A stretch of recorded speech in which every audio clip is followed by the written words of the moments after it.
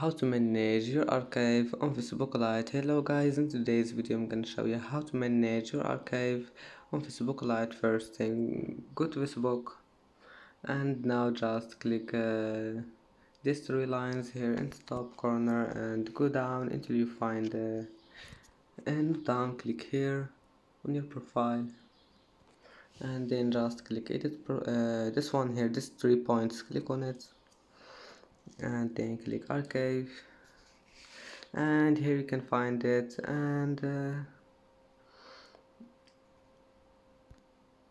that's it. It's easy, of course, and you can move to trash,